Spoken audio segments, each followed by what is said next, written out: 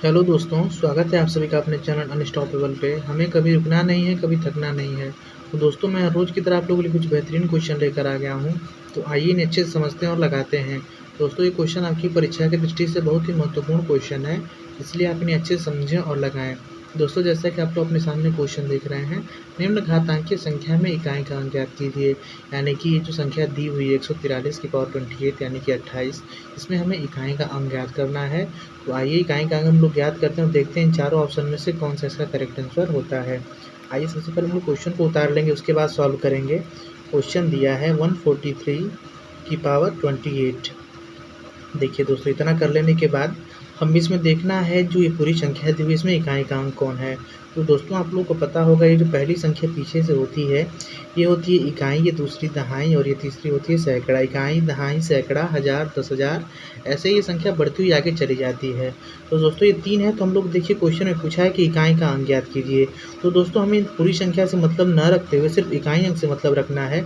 और जो इस संख्या में इकाई का अंक है वो है 3, क्योंकि इकाई अंक जो लिया जाता है वो पीछे से लिया जाता है और पीछे से इकाई अंक होगा 3, क्योंकि ये इकाई, दहाई और ये सैकड़ा है। मैं यहाँ पे इकाई अंक लिख भी देता हूँ ताकि आप लोगों को समझने में कोई दिक्कत ना हो। इकाई अंक मैंने यहाँ पे लिख भी दिया है।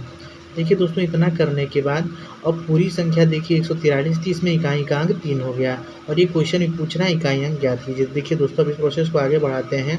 अब पूरी संख्या के ऊपर हम लोग पावर ना चढ़ा के सिर्फ 3 के ऊपर पावर लिख देंगे 28। अब इतना करने के बाद दोस्तों देखिए, अब हो गया इकाई अंक हम लोग का 3 हो गया, इसके पावर में 28 हो गया।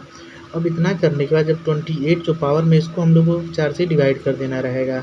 4 से जब डिवाइड करेंगे तो आप लोगों को पता है कि जब 4 का हम लोग टेबल पढ़ेंगे तो ये अगर 8 बार पढ़ते हैं तो 32 हो जाएगा, यानी इससे अलग होएगा। और 7 बार पढ़ते हैं 7 टाइम, तो ये पूरा आपस में कट जाएगा, क्योंकि 4 7 28 होता है और ये पूरा कट गया और इसका जो शेष बचा वो एकदम जीरो बचा, कुछ नहीं बचा।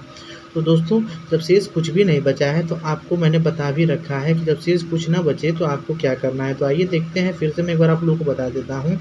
3 की पावर 28 है, मैंने 4 से इसको डिवाइड कर दिया, शेष एक भी नहीं बचा है। तो अब 3 की पावर हम लोग कुछ ना लिखेंगे, अब सिर्फ जो 4 यहाँ से डिवाइड किया था 4 से, उसी को इसके पावर में चढ़ा देंगे। जब शेष कुछ नहीं बचे तभी आपको ध्यान देना है कि इसके पावर में 4 को लिखना है। यदि कुछ भी शेष बच जाता है तो आपको इसकी पावर में चढ़ा के उसको ही करना है। आइए इस प्रोसेस को आगे बढ़ाते हैं। 3 की पावर 4 हो गया। तो 3 की पावर 4 होने के बाद आप लोगों को पता है कि 3 गुणे 3 गुणे 3 गुणे 3, यानी कि 3 का 4 बार गुणा होगा इसके पावर में है। तो देखिए, अब इसमें से हम लोग को इकाई अंक निकालना है।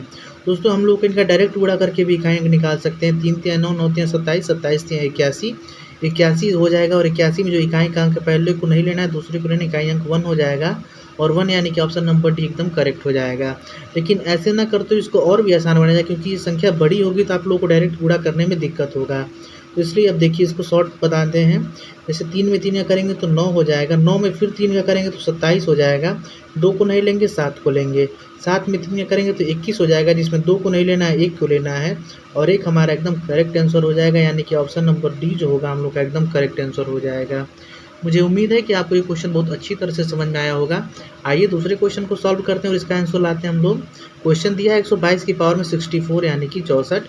इन्हीं 4 ऑप्शन में से कोई एक ऑप्शन है। आइए दोस्तों, सॉल्व करके ऑप्शन लाते हैं, आंसर इसका लाते हैं हम लोग अच्छे से। आइए क्वेश्चन को उतार लेंगे। सबसे पहले हम लोग दिया है 122 की पावर में 64 यानी कि 64। देखिए दोस्तों, इस संख्या में सबसे पहले हम लोग को इकाई अंक को अलग कर लेना है। इकाई अंक जो है वो है 2, इकाई अंक यहाँ पे अलग से लिख लेंगे। इकाई अंक, यहाँ पे इकाई अंक लिख दिया दोस्तों। इतना करने के बाद देखिए, 2 की पावर में 122 की पावर में 64 है, यहाँ पे इकाई अंक को हम लोग अलग लिख लेंगे। तो इकाई अंक जो है हम लोगों का वो 2 है, तो 2 की पावर में हम लोग 64 कर देंगे, ना कि पूरी संख्या के पावर में 64 करेंगे। इतना करने के बाद दोस्तों, हम 64 को हमें 4 से डिवाइड करना रहेगा। जैसे इस क्वेश्चन में क्या, उसी प्रकार से इसको भी करेंगे। जब 4 से इसको डिवाइड करेंगे तो देखिए ये 1 टाइम जाएगा, यहाँ पे 6 में से 4 जाएगा तो ऊपर से 4 नीचे आ जाएगा। 4 से इसको जब ले जाएंगे तो 4 से अगर 6 बार ले जाएंगे तो ये पूरी तरह कट जाएगा, क्योंकि 4 में जब 6 का गुणा करें तो 4 छिका 24 होता है, यानी कि 24 होता है और ये पूरी तरह कट जाएगा।